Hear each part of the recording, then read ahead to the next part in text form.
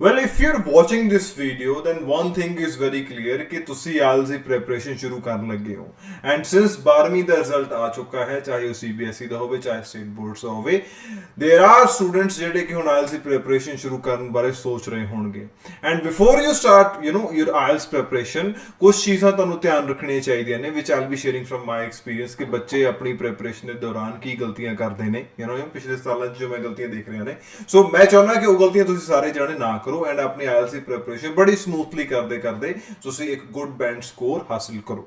ਸੋ ਸਭ ਤੋਂ ਪਹਿਲੀ ਗਲਤੀ ਜੋ ਹਰ ਬੱਚਾ ਕਰਦਾ ਦੈਟ ਇਜ਼ ਕਿ ਉਹ ਜਦੋਂ ਵੀ ਕੋਈ ਪ੍ਰੈਪਰੇਸ਼ਨ ਸਟਾਰਟ ਕਰਦਾ ਉਹ ਇੰਨਾ ਫੋਕਸਡ ਨਹੀਂ ਹੁੰਦਾ। ਉਹ ਆਪਣੇ ਦੋਸਤਾਂ ਬਾਰੇ ਸੋਚਦਾ ਕਿ ਯਾਰ ਕਿੱਥੇ ਲੱਗੀ, ਕਿਹੜੇ ਕੋਚਿੰਗ ਸੈਂਟਰ ਲੱਗੀ ਜਾਂ ਮੈਂ ਤਾਂ ਫਲਾਣੇ ਕੋਚਿੰਗ ਸੈਂਟਰ ਜਾਣਾ ਉੱਥੇ ਕਿਉਂਕਿ ਬੈਗ ਫ੍ਰੀ ਮਿਲਦਾ ਜਾਂ ਉੱਥੇ ਆਫਰ ਚੱਲ ਰਿਹਾ ਆ। ਇੱਕ ਚੀਜ਼ ਹਮੇਸ਼ਾ ਯਾਦ ਰੱਖਿਓ ਬੇਟਾ, ਐਜੂਕੇਸ਼ਨ ਜਿਹੜੀ ਹੁੰਦੀ ਹੈ ਉਹਦੇ ਵਿੱਚ ਆਫਰਸ ਕੰਮ ਨਹੀਂ ਕਰਦੇ, ਉਹਦੇ ਵਿੱਚ ਮੈਟਰ ਕਰਦੇ ਰਿਜ਼ਲਟਸ, ਉਹਦੇ ਵਿੱਚ ਮੈਟਰ ਕਰਦੇ ਨੇ ਟੀਚਰਸ। ਸੋ ਹਮੇਸ਼ਾ ਅਗਰ ਤੁਸੀਂ ਕਿਸੇ ਕੋਚਿੰਗ ਇੰਸਟੀਚਿਊਟ ਜਾ ਕੇ ਲੱਗ ਰਹੇ ਹੋ ਹਮੇਸ਼ਾ ਧਿਆਨ ਰੱਖੋ ਕਿ ਉੱਥੇ ਕੌਣ ਪੜ੍ਹਾ ਰਿਹਾ, ਕਿ ਜੋ ਪੜ੍ਹਾ ਰਹੇ ਨੇ ਉਹ ਮਾਸਟਰਸ ਇਨ ਇੰਗਲਿਸ਼ ਲਿਟਰੇਚਰ ਹੈ ਵੀ, ਉਹਨਾਂ ਦਾ ਸਬਜੈਕਟ ਇੰਗਲਿਸ਼ ਹੈਗਾ ਹੈ ਕਿ ਉਹ ਜਸਟ ਕਹਿ ਲਓ ਕਿ they are just open their business and just ਉਹ ਤੁਹਾਡਾ ਇੱਕ ਤੁਹਾਨੂੰ ਬਿਜ਼ਨਸ ਮਾਡਲ ਦੇ ਤਹਿਤ ਤੁਹਾਨੂੰ ਉਹ ਅਟਰੈਕਟ ਕਰ ਰਹੇ ਨੇ। ਸੋ ਸਭ ਤੋਂ ਪਹਿਲੀ ਚੀਜ਼ ਇਹ ਧਿਆਨ ਰੱਖਿਓ।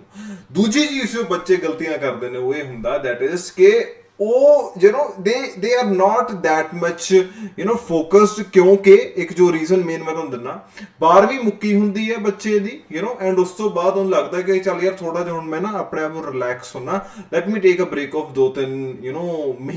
2-3 ਮਹੀਨੇ ਜਿਹੜਾ ਕਿ ਉਹ ਆਪਣੇ ਆਪ ਨੂੰ ਉਹ ਘੁੰਮਣਾ ਸ਼ੁਰੂ ਕਰ ਦਿੰਦਾ, ਉਹ ਦੋਸਤਾਂ ਨਾਲ ਜਾਣਾ ਸ਼ੁਰੂ ਕਰ ਦਿੰਦਾ ਐਂਡ ਕਿਤੇ ਨਾ ਕਿਤੇ ਉਹ ਲੱਗਦਾ ਕਿ ਕੋਈ ਨਹੀਂ ਕਰ ਲਾਂਗੇ, ਇਹਦਾ ਕੀ ਚੱਕਰ ਹੈਗਾ।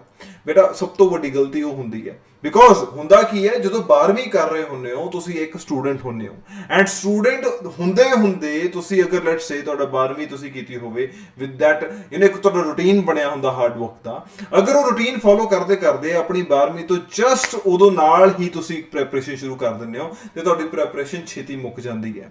ਦ ਰੀਜ਼ਨ ਇਜ਼ ਕਿ ਰੂਟੀਨ ਦੀ ਤੁਹਾਨੂੰ ਆਦਤ ਪਈ ਹੁੰਦੀ ਹੈ ਬਿਕੋਜ਼ ਅਗਰ ਇੱਕ ਵਾਰੀ ਗੈਪ ਪੈ ਗਿਆ ਫਿਰ ਮੁਸ਼ਕਿਲ ਹੋ ਜਾਂਦਾ ਆ ਐਂਡ ਕਿਤੇ ਨਾ ਕਿਤੇ ਫਿਰ ਕੋਚਿੰਗ ਜਿਹੜਾ ਕਹ ਲਓ ਕਿ 2 ਮਹੀਨੇ ਵਿੱਚ ਬੱਚਾ ਆਰਾਮ ਨਾਲ ਪੇਪਰ ਕੱਢ ਸਕਦਾ, ਉਹਨੂੰ 4 ਤੋਂ 5 ਮਹੀਨੇ ਲੱਗ ਜਾਂਦੇ ਨੇ। ਸੋ ਕਦੀ ਵੀ ਗੈਪ ਨਾ ਲਓ। ਅਗਰ ਤੁਸੀਂ 12ਵੀਂ ਹੁਣੀ ਕੀਤੀ ਹੈ ਤੇ ਫਟਾਫਟ ਨਾਲ ਆਪਣੀ ਕੋਚਿੰਗ ਸ਼ੁਰੂ ਕਰ ਦਿਓ।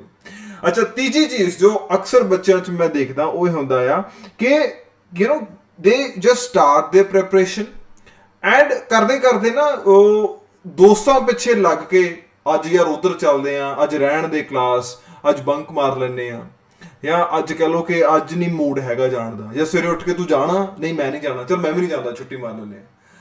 ਤੁਸੀਂ ਪ੍ਰੈਪਰੇਸ਼ਨ ਕਰ ਰਹੇ ਹੋ ਜਿਹੜੀ ਕਿ ਤੁਹਾਡੇ ਫਿਊਚਰ ਨੂੰ ਡਿਫਾਈਨ ਕਰੇਗੀ ਤੇ ਇਸ ਕਰਕੇ ਤੁਹਾਨੂੰ ਇਦਾਂ ਦਾ ਐਟੀਟਿਊਡ ਨਹੀਂ ਰੱਖਣਾ ਚਾਹੀਦਾ। ਤੁਹਾਡੀ ਪ੍ਰੈਪਰੇਸ਼ਨ ਬਹੁਤ ਇੱਕ ਸੈਲਫਿਸ਼ ਮੈਨਰ ਵਿੱਚ ਹੋਣੀ ਚਾਹੀਦੀ ਹੈ। ਦੈਟ ਮੀਨਸ ਕਿ ਤੁਸੀਂ ਸਿਰਫ ਆਪਣੇ ਆਪ ਬਾਰੇ ਉਸ ਵੇਲੇ ਸੋਚੋ ਕਿ ਮੈਨੂੰ ਕੀ ਰਿਕੁਆਇਰਡ ਹੈ, ਕੀ ਮੇਰੀ ਰਾਈਟਿੰਗ ਦੀ ਕਲਾਸ ਅਗਰ ਮੈਂ ਮਿਸ ਕਰਦਾ ਕੀ ਮੇਰੀ ਰਾਈਟਿੰਗ ਠੀਕ ਹੈ, ਮੈਂ ਮਿਸ ਕਰ ਸਕਦਾ, ਜਾਂ ਕੀ ਮੈਂ ਅਗਰ ਰੀਡਿੰਗ ਦੀ ਕਲਾਸ ਮਿਸ ਕਰਦਾ ਤੇ ਕੀ ਮੈਨੂੰ ਉਹ ਅੱਗੇ ਨੁਕਸਾਨ ਤਾਂ ਨਹੀਂ ਉਹਦਾ ਹੋਏਗਾ। ਸੋ ਹਮੇਸ਼ਾ ਧਿਆਨ ਰੱਖਿਓ ਕਿ your preparation is your future and if you're not taking it seriously ਤੇ ਤੁਹਾਡੀ ਇਹ ਬਹੁਤ ਵੱਡੀ ਪ੍ਰੋਬਲਮ ਆਏਗੀ। ਅੱਛਾ, ਚੌਥੀ ਚੀਜ਼, ਜਦੋਂ ਵੀ ਕਦੇ ਤੁਸੀਂ ਆਪਣੀ ਪੇਪਰ ਬਾਰੇ ਸੋਚਣਾ ਆ, ਯੂ ਸਟਾਰਟਡ ਯੂਰ ਕੋਚਿੰਗ, ਠੀਕ ਹੈ ਤੁਸੀਂ ਕੋਚਿੰਗ ਲੈ ਲਈ, ਤੁਸੀਂ ਗਾਹਾਂ ਪੇਪਰ ਵੀ ਤਾਂ ਦੇਣਾ ਹੀ ਹੈ ਨਾ।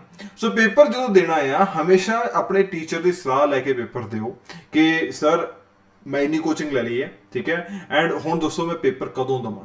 ਕਿਉਂਕਿ ਅਗਰ ਤੁਹਾਡਾ ਤੁਸੀਂ ਪੇਪਰ ਕਾਹਲੀ ਵਿੱਚ ਦਿੰਦੇ ਹੋ, ਮਤਲਬ ਛੇਤੀ ਮੈਂ ਹੁਣੇ ਪੇਪਰ ਦੇਣਾ, ਮੈਂ ਫਟਾਫਟ ਕਰ ਲੈਣਾ ਜਸਟ ਬਿਕੋਜ਼ ਮੇਰੇ ਫਲਾਣੇ ਰਿਸ਼ਤੇਦਾਰ ਨੇ 15 ਦਿਨ ਚ ਕਰ ਲਈ ਸੀਗੀ, 1 ਮਹੀਨੇ ਵਿੱਚ ਕਰ ਲਈ ਸੀ, ਦੈਟ ਇਜ਼ ਬੈਡ। ਬੇਟਾ ਹਰ ਬੱਚੇ ਦੀ ਪ੍ਰੈਪਰੇਸ਼ਨ ਡਿਫਰੈਂਟ ਹੁੰਦੀ ਹੈ। ਹਰ ਬੱਚਾ ਇਹ ਨਹੀਂ ਕਿ ਉਹ ਮਹੀਨੇ ਵਿੱਚ ਆਇਲਸ ਕਰ ਲਵੇ, ਕੋਈ ਮਹੀਨੇ ਤੋਂ ਪਹਿਲਾਂ ਵੀ ਕਰ ਲੈਂਦੇ ਆ, ਕੁਝ ਕਿਸੇ ਨੂੰ ਜ਼ਿਆਦਾ ਟਾਈਮ ਵੀ ਲੱਗਦਾ। ਸੋ ਜਿੱਦਾਂ ਦੀ ਸਕੂਲਿੰਗ ਹੁੰਦੀ ਹੈ ਉਸ ਬੇਸ ਤੇ ਤੁਹਾਡੀ ਆਇਲਸ ਦੀ ਪ੍ਰੈਪਰੇਸ਼ਨ ਦਾ ਟਾਈਮ ਲੱਗਦਾ ਹੈ। ਸੋ ਕਦੀ ਵੀ ਇਹ ਗਲਤੀ ਨਾ ਕਰਿਓ।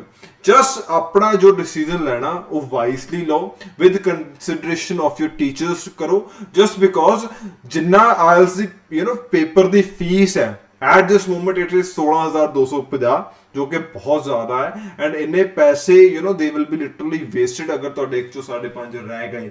ਸੋ ਹਮੇਸ਼ਾ ਇਹ ਗਲਤੀ ਨਾ ਕਰਿਓ, ਇਸ ਚੀਜ਼ ਨੂੰ ਸਮਝਦੇ ਹੋਏ ਇੱਕ ਵਾਈਜ਼ ਡਿਸੀਜਨ ਲੈਣ ਵਾਲੇ ਪਾਸੇ ਜਾਇਓ। ਅੱਛਾ, ਚੌਥੀ ਚੀਜ਼ ਜੋ ਤੁਹਾਨੂੰ ਹਮੇਸ਼ਾ ਧਿਆਨ ਰੱਖਣੀ ਚਾਹੀਦੀ ਹੈ, ਕਦੀ ਵੀ ਪੇਪਰ ਦੇਣ ਲੱਗੇ ਇਹ ਨਾ ਸੋਚੋ ਚੱਲ ਦੇ ਕੇ ਦੇਖ ਲੈਂਦੇ ਆ, ਉਹਨੇ 4 ਵਾਰੀ ਚ ਕੀਤੀ ਮੈਂ ਤਾਂ ਪਹਿਲੀ ਵਾਰੀ ਚ ਹੀ ਆ। ਕਦੀ ਵੀ ਦੇਖ ਕੇ ਦੇਖ ਲੈਣ ਵਾਲੀ ਐਟੀਟਿਊਡ ਨਾ ਰੱਖਿਓ। ਜਸਟ ਇਹ ਸੋਚੋ ਕਿ ਮੈਂ ਪਹਿਲੇ ਸ਼ਾਟ ਦੇ ਵਿੱਚ ਪੇਪਰ ਕਲੀਅਰ ਕਰਨਾ and I will just do it in a very good manner. ਇਹ ਨਹੀਂ ਕਿ ਪ੍ਰੋਪਰ ਨਹੀਂ ਮੈਂ ਹੱਲੇ ਤਾਂ ਚੱਲ ਕੋਈ ਨਹੀਂ ਮੇਰੀ ਥੋੜੀ ਪ੍ਰੈਪਰੇਸ਼ਨ ਰਹਿ ਗਈ ਇਦਾਂ ਫਲਾਣਾ ਫਲਾਣਾ ਫਲਾਣਾ। ਬਿਕੋਜ਼ ਅਗਰ ਤੁਹਾਡਾ ਪਹਿਲੀ ਵਾਰੀ ਨਹੀਂ ਹੋਇਆ ਤੇ ਫਿਰ ਹੌਲੀ ਹੌਲੀ ਦੂਜੀ ਵਾਰੀ ਤੁਹਾਡਾ ਸਟ੍ਰੈਸ ਲੈਵਲ ਵਧੇਗਾ ਐਂਡ ਅਗਰ ਸਟ੍ਰੈਸ ਲੈਵਲ ਵਧੇਗਾ ਤੇ ਕਿਤੇ ਨਾ ਕਿਤੇ it will literally impact you. So stress ਨਾ ਹੋਵੇ ਤੁਹਾਨੂੰ, ਜਸਟ ਆਪਣੇ ਆਪ ਨੂੰ ਫੋਕਸ ਕਰੋ ਐਂਡ ਪਹਿਲੀ ਵਾਰੀ ਵਿੱਚ ਪੇਪਰ ਦਿਓ। And the last thing which is very important, ਕਦੀ ਵੀ ਕਿਸੇ ਦੀਆਂ ਗੱਲਾਂ 'ਚ ਨਾ ਆਇਓ।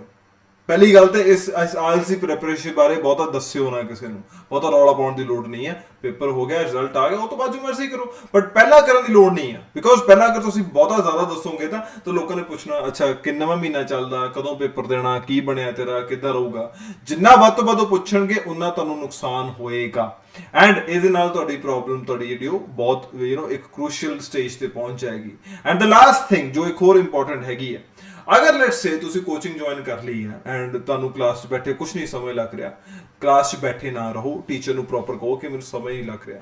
ਐਂਡ ਅਗਰ ਇਹਦਾ ਨਹੀਂ ਹੱਲ ਹੋ ਰਿਹਾ ਤੇ ਬੇਟਾ ਕਿਤੇ ਨਾ ਕਿਤੇ ਤੁਹਾਨੂੰ ਸਪੋਕਨ ਦੀ ਜ਼ਰੂਰਤ ਹੈ, ਤੁਹਾਨੂੰ ਸਪੋਕਨ ਕਲਾਸਿਸ ਲਾਉਣੀਆਂ ਚਾਹੀਦੀਆਂ ਨੇ, ਤੁਹਾਨੂੰ ਗ੍ਰਾਮਰ ਦੀਆਂ ਕਲਾਸਿਸ ਲਾਉਣੀਆਂ ਚਾਹੀਦੀਆਂ ਨੇ, ਉਹਦੀ ਵੱਖਰੀ ਕੋਚਿੰਗ ਲੈ ਲਓ ਚਾਹੇ ਵਿੱਚੋਂ ਡਿਸਕੰਟੀਨਿਊ ਕਰਕੇ। ਬਟ ਇਹ ਨਹੀਂ ਕਿ ਪ੍ਰੋਪਰ ਕਿ ਨਹੀਂ ਮੈਂ ਤਾਂ ਕਲਾਸ 'ਚ ਬੈਠਾ ਤਾਂ ਕੋਈ ਚੱਕਰ ਨਹੀਂ, ਹੋ ਜਾਊਗਾ। ਕਲਾਸ ਦੇ ਅਗਰ ਮਾਹੌਲ ਦੇ ਵਿੱਚ ਤੁਸੀਂ ਬਹਿ ਗਏ ਐਂਡ ਤੁਸੀਂ ਆਪਣੀ ਪ੍ਰੈਪਰੇਸ਼ਨ ਨੂੰ ਮਿੱਟੀ ਕਰ ਦਿੱਤਾ ਤਾਂ ਉਸ ਚੀਜ਼ ਦਾ ਕੋਈ ਫਾਇਦਾ ਨਹੀਂ ਹੈ। Light others do what they want, but ਤੁਹਾਡੀ ਪ੍ਰੈਪਰੇਸ਼ਨ ਜਿਹੜੀ ਹੈਗੀ ਆ ਉਹ ਤੁਹਾਡੀ ਬਹੁਤ ਸੀਰੀਅਸ ਹੋਣੀ ਚਾਹੀਦੀ ਹੈ, just because it will be defining your future. So ਉਮੀਦ ਹੈ ਕਿ ਅੱਜ ਜੋ ਮੈਂ ਤੁਹਾਨੂੰ ਗੱਲਾਂ ਕਹੀਆਂ ਨੇ ਉਹ ਤੁਹਾਨੂੰ ਸਮਝ ਲੱਗੀਆਂ ਹੋਣਗੀਆਂ। ਤੁਸੀਂ ਆਪਣੀ ਜ਼ਿੰਦਗੀ ਵਿੱਚ ਇੰਪੈਕਟ ਇਸ ਚੀਜ਼ ਦਾ ਤੁਹਾਨੂੰ ਉਹਨੂੰ ਕਰੋਗੇ, ਵਾਟ ਯੂ ਕਾਲ ਇੰਪਲੀਮੈਂਟ ਕਰੋਗੇ ਐਂਡ ਐਂਡ ਆਫ ਦਾ ਡੇ ਤੁਹਾਡੀ ਜਿਹੜੀ ਆਈਐਲਟੀਐਸ ਪ੍ਰੈਪਰੇਸ਼ਨ ਤੁਸੀਂ ਸ਼ੁਰੂ ਕੀਤੀ ਹੈ ਇੱਕ ਸੁਚੱਜੇ ਢੰਗ ਦੇ ਨਾਲ ਤੁਸੀਂ ਇਸ ਚੀਜ਼ ਨੂੰ ਕਰਦੇ ਹੋਏ ਇਹਨੂੰ ਨਿਬੇੜੋਗੇ। So thank you everybody and bless you. Thank you.